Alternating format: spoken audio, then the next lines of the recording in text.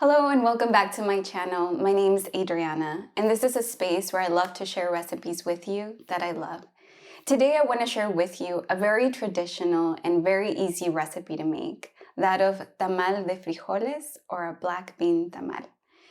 I realize that you're probably familiar with some of the more common tamal recipes because they've become pretty popular all over the world.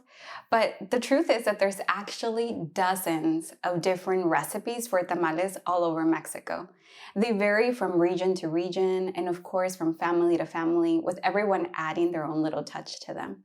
But I want to share with you a recipe that's so easy to make, and it's actually traditionally just plant-based. So let's get started.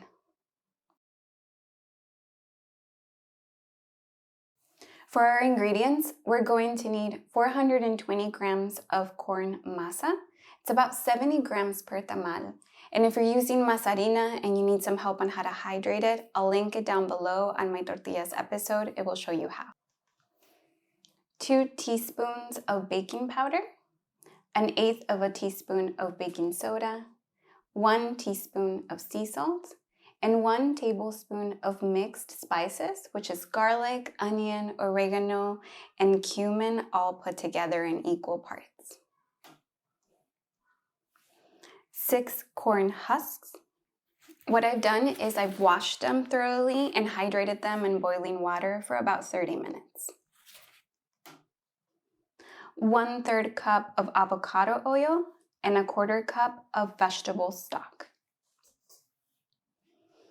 About 3 cups of cooked black beans. And if you've seen my recent episode of the black bean soup, I'll show you in a second how to reduce them down into this paste. And this is completely optional, hoja santa. To make the bean paste, follow my black bean soup recipe. When done, remove the cilantro. Turn the heat up to a medium-high heat setting without the lid. The liquid will begin to reduce down. Once the liquid has been reduced down almost entirely, as you can see here, begin to smash the beans. Smash thoroughly until you get a uniform bean paste. To prepare our masa, we will begin by adding our baking soda, baking powder, mixed spices, salt, unsalted vegetable stock, and the avocado oil. And now we can mix everything together thoroughly. As I mentioned earlier, I'm using fresh corn masa, but this recipe will work with masa harina just as well. You just have to hydrate the masa harina with warm water first, as if you were making corn tortillas. I highly recommend using fresh corn masa if you have access to it. But make sure that it is pure corn masa with no additives, as this can affect the flavor drastically. Mixing takes about 5 minutes. If you prefer, use a stand mixer with a paddle attachment and mix everything until it is fully incorporated and it looks like a thick, soft paste, as you see here.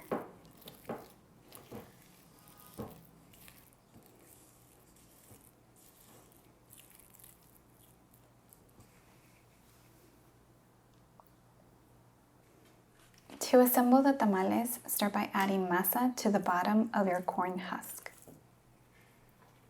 Take your time spreading it evenly, a little bit more than halfway to the top of the husk.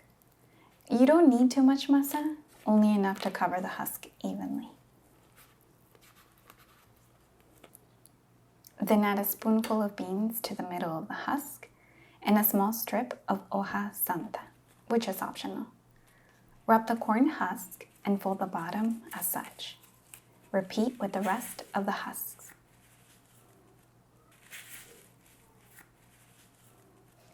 To cook the tamales, all you need is a small vegetable steamer.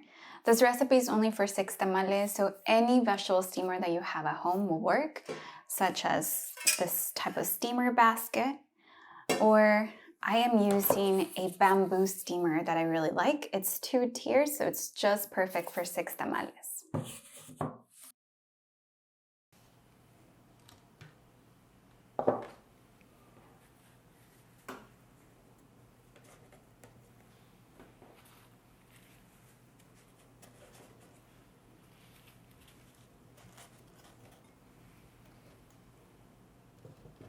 Steam the tamales on low heat for about 1.5 hours. If using a 2-tier bamboo steamer like mine, rotate the baskets halfway. Test the tamal by cooling it down for 5 minutes, and if the husk comes off easily, it is done.